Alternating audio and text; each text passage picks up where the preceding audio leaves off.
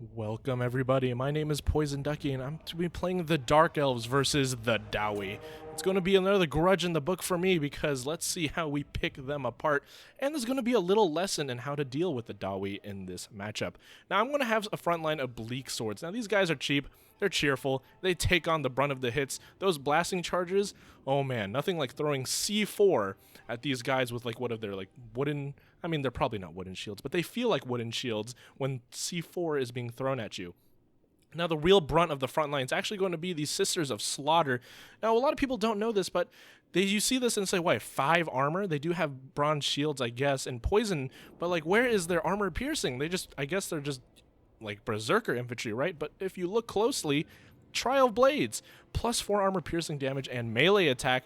This makes them an armor piercing infantry, so a lot of people do bring them in the dwarf matchup, and some people just don't know that. Of course, the obvious choice is to go with the Bloods of the Blade Queen holding up the centerpiece. They give Guardian to your leadership, and they're just one of the most powerful anti-infantry armor piercing units in the game. I'm going to have a very powerful core of Dark Shards. 3 Dark Shards and 1 Regiment of Renown, the Bolt Fiends. Now, why would you bring this in this specific matchup? They do have this specific ability right here. Shield Breaker, minus 24% missile parry, and you do see a lot of shielded dwarf units in this matchup. Now, in terms of leadership, I do have Malus Darkblade.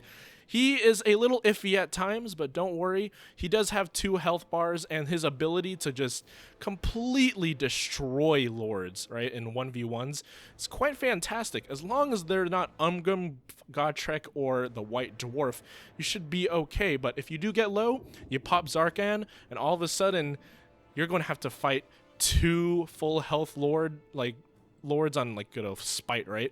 So it's going to be quite powerful, and I'm going to bring the lore of the beasts. Got to get those good old-fashioned summons. Manticores are always great in this matchup.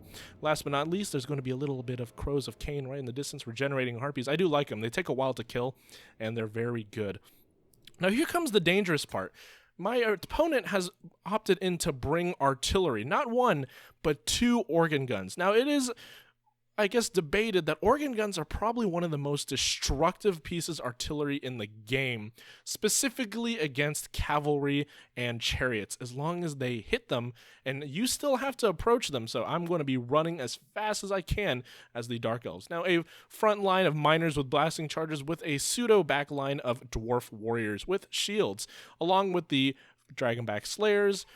And his leadership is going to be the good old Gotrek. You can't go wrong with him. I was fearing this because against Spite and Malus, that's going to be a tough matchup. But look at this. It's a Rune Lord on his anvil.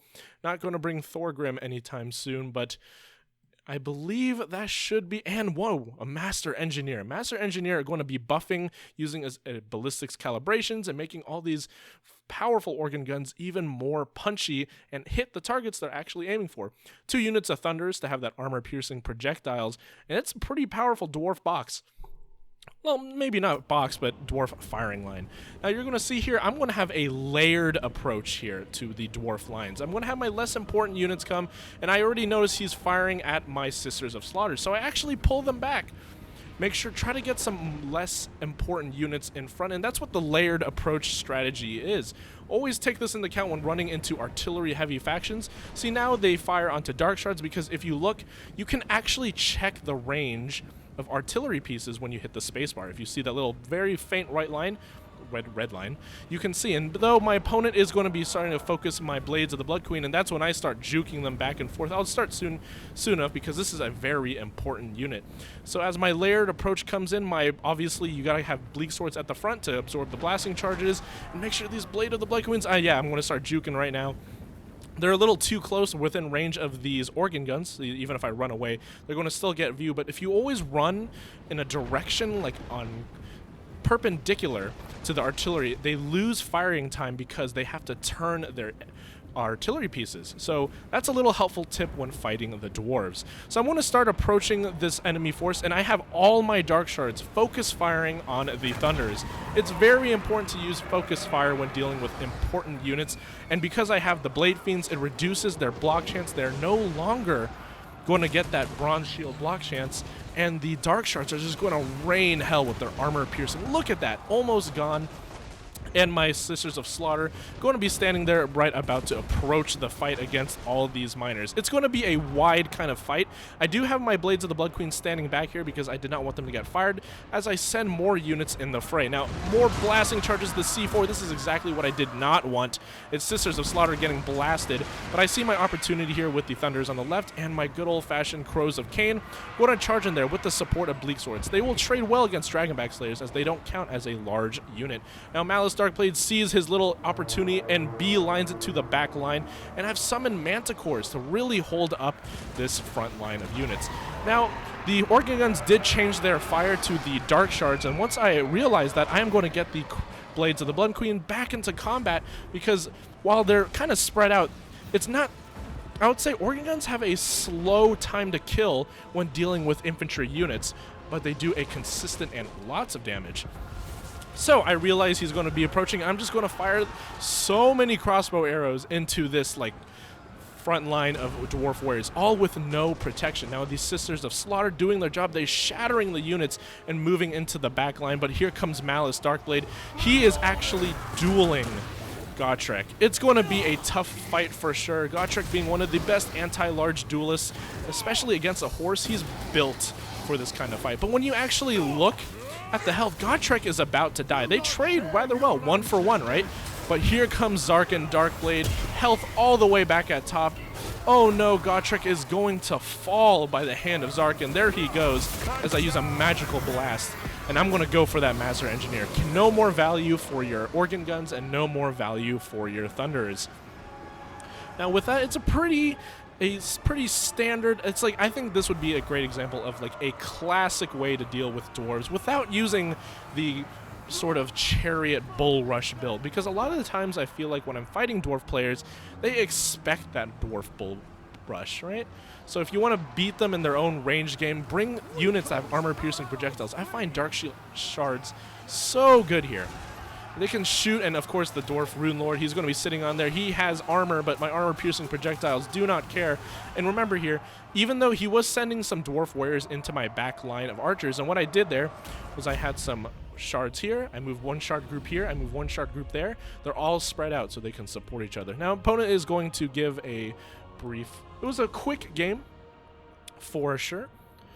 But it was one I wanted to showcase because a lot of players out there just have such a tough time dealing with artillery pieces. Remember, layered approaches. Have your less important ones in the front, and if you begin to see their focus firing, move that unit that they're focus firing in a perpendicular angle and make those artillery pieces turn. It may not lose that much damage per second, but it's enough to get the value you need. 66 kills, 148, 84. These are the MVPs, and I destroyed all those Thunders. Just Dark Shard fire into the sunset, along with Malus Darkblade straight up killing Gotrek and the Master Engineer. He was a pretty interesting choice there. Rune Lord, of course, always nice, and of the Manticore support from the Sorcerers of Beasts, it's just, You know what? Maybe I should try the Dwarves. They are a tough faction to master, but overall, let's see what kind of build I would do to try to combat that. This is a short video, and when I have short videos, I can show you guys builds. Now, let's see, as the dwarves, okay, you don't mind my crooked moon little meme in the background. In the dwarf matchup versus dark elves, a lot of the times you'll see is a powerful either chariot rush or like Harganeth Executioner. I really do like the Rune Lord. I just don't think you need them on a anvil. They just get focus fired. You will die. And overall, Rune Lord is the most competitive pick in the game. If you want to go for Mimi, not even Mimi, but if you want to go for a very powerful lord, I like Grombrindle the White Dwarf personally. I just call him the White Wolf, man. Master Rune and Negation, got that Wrath of Ruin. It's just classic dwarf play. You really don't need Oath of Ruin. And the Immunus Psychology and Forge Fire. Remember, no Anvil of Doom.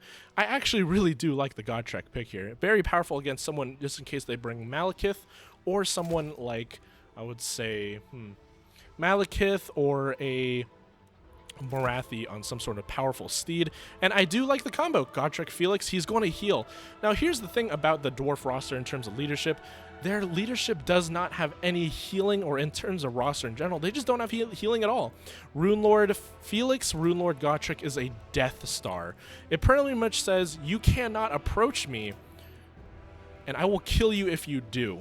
That's how powerful this sort of Death Star can be. And if you do approach, and you, let's say Malekith jumps in there, use the Ratmaster Rune of Wrath and Ruin, slow them down, make sure Malekith cannot leave. It's very classic for you to see that kind of play.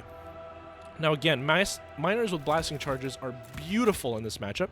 You really need them to do the damage against their Sisters of Slaughter or other sort of infantries. They'll get a lot of value if they just blow up. I actually bring all 5, all unit cap as I can here. Let me just get the unit caps here so you know this kind of build. And next up, I do like Thunderers, but actually I want to bring Quarrelers here. With the, where is that specific Ranger unit? I do like to bring Ulthuar's Rangers. Quarrelers mixed in with Ulthuar Raiders. Now, why do you do this instead of Thunderers? First of all, Quarrelers are much more handled to deal with sort of shooting over a front line, which you don't see very often. And you'll see that the Ulthuar's Raiders does have a debuff in decreasing armor, missile parry, and missile resistance. So if there is any target that you need to use the Quarrelers on an armored target like a dragon, you pop this good old-fashioned marked by Ulthar, and all of a sudden that armor is negated and Quarrelers will deal almost as much damage as Thunderers. And that's quite a bit cheaper, allowing you to protect your back line in a much better fashion. Of course, you got to go with the Dragonback Slayers. They slow down the enemy, they'll deal with chariots, and at this point you really just need a little bit more meat in your front line. I do like Longbeards here. I'm going to bring 2 Longbeards here, and I believe, let's try to fit in the Grumbling Guard. There we go. So, the Grumbling Guard with the great weapons, just in case they bring something like Harganeth Executioners, and 2 Longbeards to really hold the line against the Dark Elf onslaught. Now, you're wondering, why is there no artillery here, Poison Ducky? And that's because I don't like artillery. It's very few matchups, I believe, that artillery is great. I would say the only time I really bring artillery consistently is when I'm fighting dwarves, actually, because they're so slow to approach. And maybe chaos, right? Because they're slow as well, but they usually build around that. So if you want to do this build, feel free. Comment if you think there's a better one or just different alternatives, because I know people love gyrocopter play, but they have harpies, right? And dark shards, so never been a huge fan of that. But so guys, here's my build. If you like the video, leave a like and subscribe if you want more. I'll catch you guys later.